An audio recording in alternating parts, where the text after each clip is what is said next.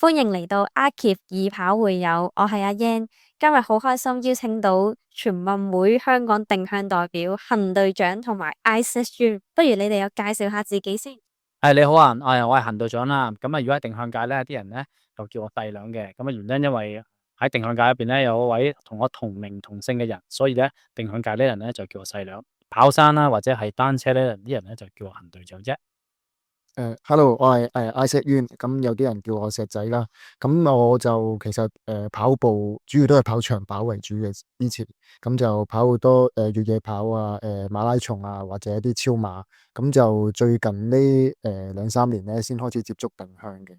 其實你哋今次全運會都要經過好多嘅選拔先入到去啦。究竟你哋幾時開始去玩定向呢？啱啱石仔就話2、3年，用緊2、3年時間已經玩到代表港隊都非常之犀利喎。不如你又分享下你點樣開始？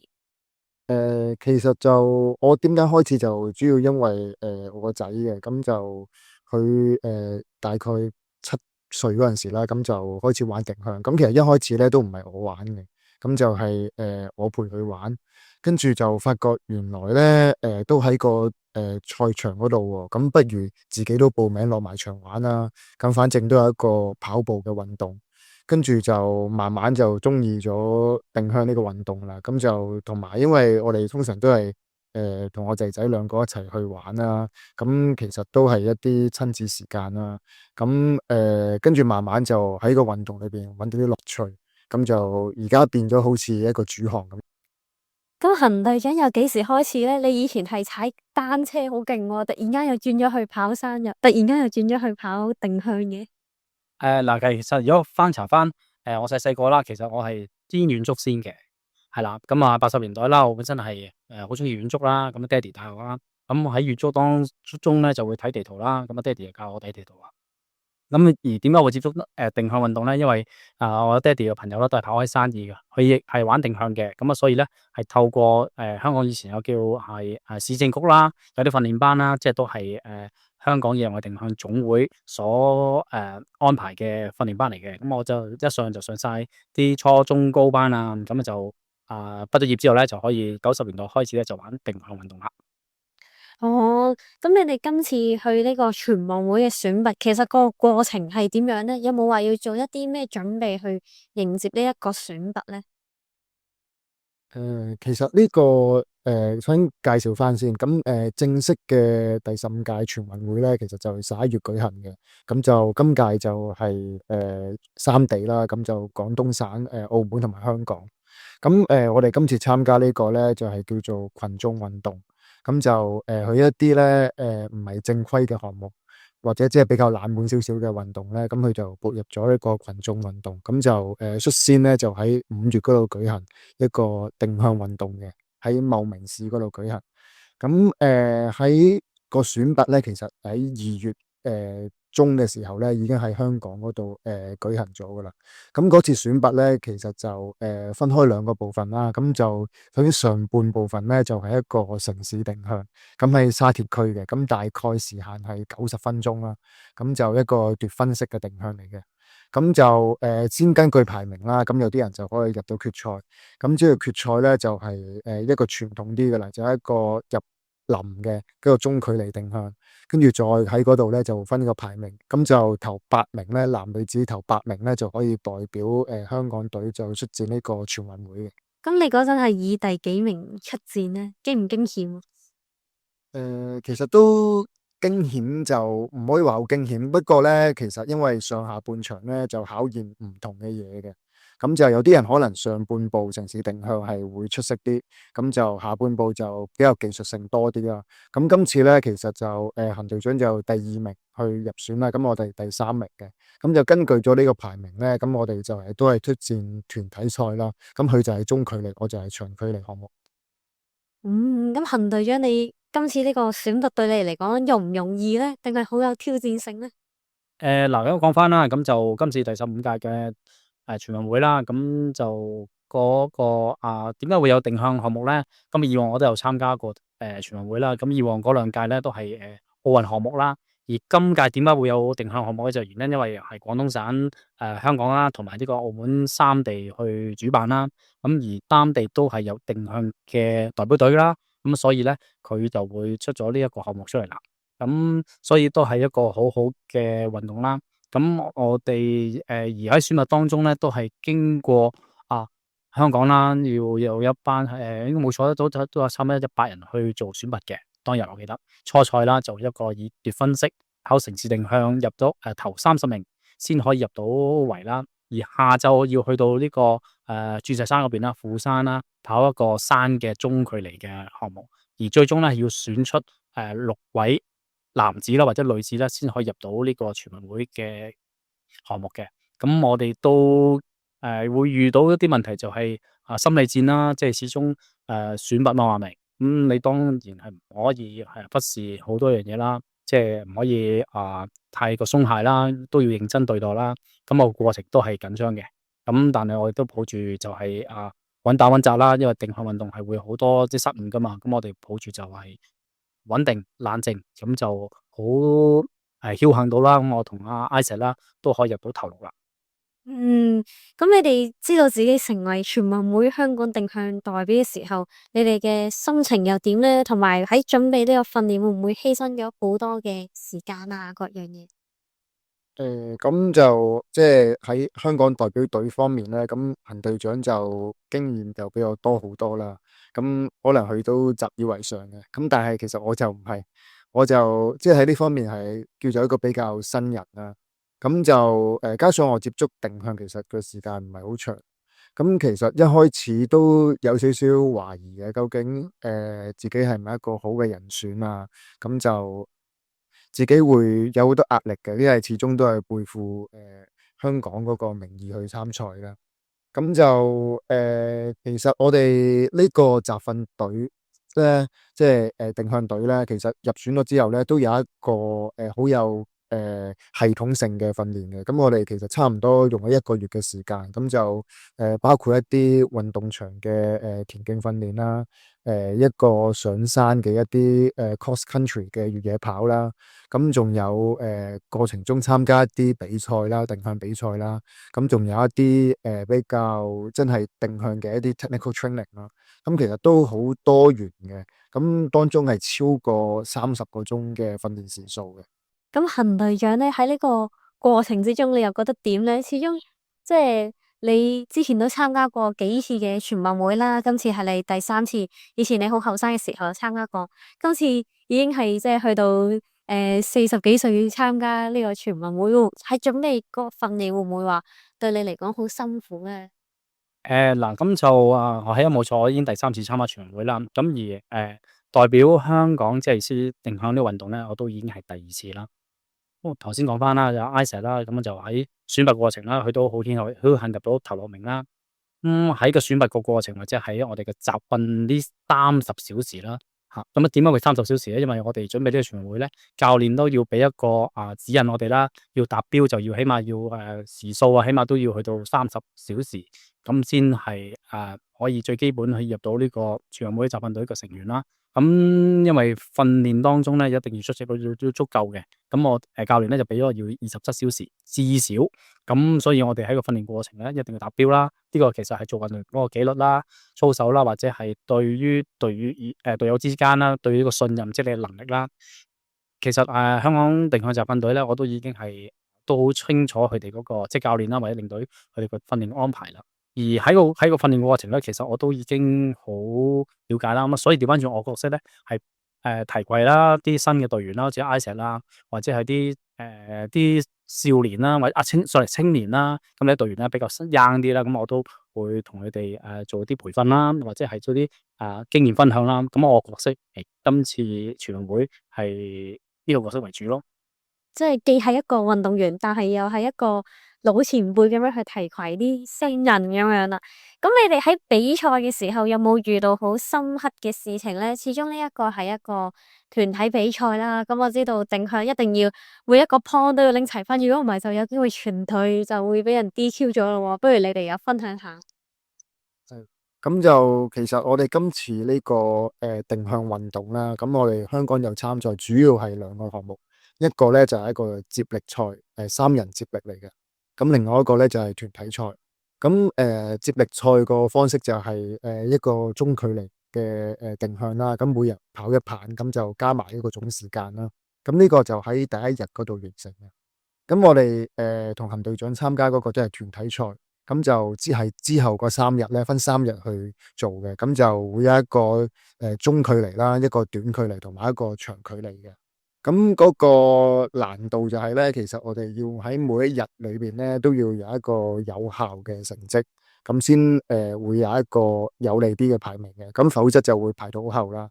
咁就每一個項目或者每一棒咧，其實嗰個發揮都要好平均啦。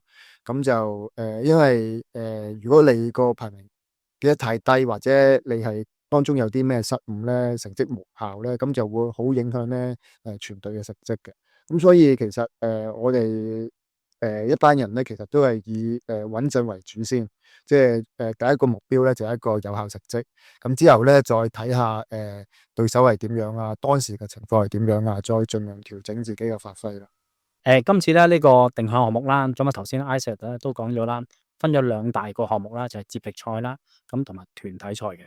咁而我哋今次去參加咧係一個決賽嚟嘅喎。咁啲人會覺得，咦，點解香港隊一入決賽咧？咁原因因為今屆啦個全運會咧係廣東省舉辦啦，而佢哋係即係大家呢個所有嘅參賽嘅運動員咧，其實佢哋要先通過呢個初賽做測試嘅。咁呢個初賽做測試咧，係喺大概幾個月之前咧，全國咧係咁多個省咧都要喺某個地方啦，要進行初賽啦，都係要選出每個項目都要選102位嘅省一個代表嚟入到決賽嘅。咁固然之義咧，我哋喺今次嘅決賽咧，我哋係至少係會遇到12位嘅每個省嘅精英。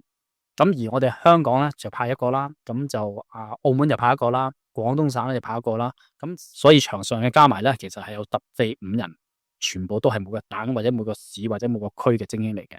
咁繼而咧，我哋就進行呢2大個比賽啦。咁你喺比賽嘅時候有冇遇到啲好深刻嘅經歷咧？嗱，其實我喺比賽啦、團體賽啦，咁頭先 Isaac 都講咗啦，咁我哋團體賽咧就分3個人啦，我咧就負責咧就跑呢個中距離啦，咁 Isaac 咧就跑長距離，而我另一位叫做游毅啦就跑短距離嘅。咁我係喺3運動之中咧，我係出第一日嘅，即係第一場啦。咁我會面對嘅壓力咧，就係同自己講，我係唔能夠俾自己會有 MP，即係似 miss puncher 啦，或者係 DQ 啦，或者係俾大會取消資格呢一個咁嘅行為嘅喺我自己身上發生嘅。咁所以喺比賽之前咧，我都會同自己去催眠一次，同埋做一個心理輔導自己。我喺咁多年呢個運動當中，我係如果有咩嘅失敗，我重新要去調整翻自己。繼而咧，我喺今次喺呢個比賽當中咧，我就要去抱住一個穩打穩紮啦，同埋選擇路線方面咧，我哋要簡單呢啲比較係120% 嗰個準程度係啦，確認到自己喺邊度咧，我係今次係我出場呢個我哋嗰個戰術啦。嗰個深刻就我諗個難度，首先咧就係我哋今次呢個比賽咧，每個人只係跑一個項目嘅啫。咁就我就同其他人一齊啦，都係第一日去報到。咁但係咧，我個項目咧其實排到最後第6日嘅。咁變咗咧，喺嗰5日裏邊咧，就係要點樣調節個心理啦。因為你又會緊張啦，因為你嘅比賽都仲未嚟開始啊。咁但係當中你又嚟到啦，咁又點樣去喺身體上邊點樣可以令到自己嘅狀態都可以保持到咧？咁喺心理上邊又點樣可以調節咧？咁呢樣係一個難度嚟。咁喺比賽嘅過程咧，其實都有一啲驚險嘅嘢出現過。咁就因為頭先講過啦，我哋其實主要係一個越野式，係一個順序去打 point 啦。咁就如果係有嘢係有個 point 係 miss 咗咧，咁就會無效嘅。咁我嗰個長距離比賽咧，喺比賽前一晚咧，就大會佢又決定咗去改路線，咁就縮短個賽程。咁但係咧就佢分開咗 A、B 圖2組圖嘅，咁就啲運動員咧就分開咗2批。咁就喺A、B 圖，其實佢嘅方向咧就係一樣嘅。咁我就喺其中一個位咧就比較密集啲嘅 point 啦，我哋叫 butterfly 啦。咁嗰度咧就個次序嗰度咧就俾一啲對手咧擾亂咗，咁我咧就 miss 咗其中一個8號 point，就由打完7號咧就直接去9號。咁其實咧，我哋就有每人都掛住個GPS 嘅，咁就佢哋都有個 live chat 咧，就知道我個路線係點樣。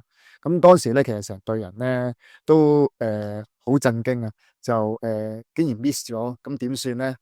咁因為有機會都 DQ，係啊，而家啊你哋係唔可以帶嗰啲手機啊、智能錶啊，乜都唔可以帶噶嘛，所以佢哋通知唔到你哋係嘛？係啊，咁就又好好彩喎，咁就喺我miss 咗個 point 之後咧，咁就冇幾耐之後咧，就突然間自己發現咗原來係未打過8號 point 喎，跟住就再去打返，咁當中就浪費一啲時間啦。咁但係其實最緊要咧，就最尾有個有效成績，咁令到我哋咧即係團體咧計起上嚟咧，咁我哋喺14隊裏邊咧就由第8名完成，咁就啱啱咧都有一個獲獎嘅證書嘅。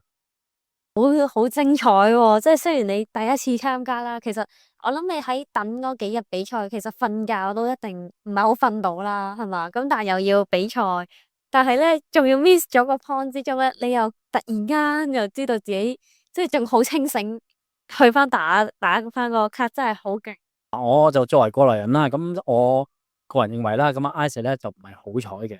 咁我玩運動都係啦，即係始終都要累積嘅。咁我相信喺全運會之前啦，咁啊 Isaac 咧都係會喺本地比賽啦，有參加啲聯賽啦，我相信都累積不少嘅。而呢啲咁嘅好彩嘅成分咧，其實我講真玩咁多年係冇㗎，係只不過佢係累積咗咁多次嘅比賽咧，當中佢又醒唔甩。係喎，我因為我玩定向咧，運動咧係最緊要係咩？要對曲啦，睇住自己嗰個地圖上面啦，到底係咪順序啦？咁可能有機會去跑嘅過程，明明係去完7啦，咁點解去9嘅？咁佢一諗，係喎，個8未打喎。咁呢樣嘢就係佢喺咁多個比賽經驗當中咧，就醒唔到啦。我都同意，不過因為咧之後我都知石仔佢係哇個禮拜6日我都見佢日日都玩緊比賽，有時定向咧1日2場，係好多嘅經驗。咁你哋嚟緊咧，其實對於有冇話有咩目標咧喺定向方面？今次其實全運會都對於我嚟講係一個幾大嘅一個項目啦。咁我諗完咗之後，其實自己心靈啊同埋時間上面都有啲調整嘅。即係我諗就作為我哋就總結翻今次嗰個經驗啦，咁就睇下自己當中犯過咩錯啦，咁有啲咩可以改進噶啦。咁同埋，我諗另外一樣對於我哋比較寶貴就係今次其實全國咧各省其實都精英逐出噶，咁我哋都即係感受到咧，其實國內而家嗰個定向水平咧係去到乜嘢，咁同埋即係同埋我哋香港嘅運動員個差距係點樣咯？咁我諗會喺呢方面去再檢討下，咁睇下自己未來可以點樣再進步。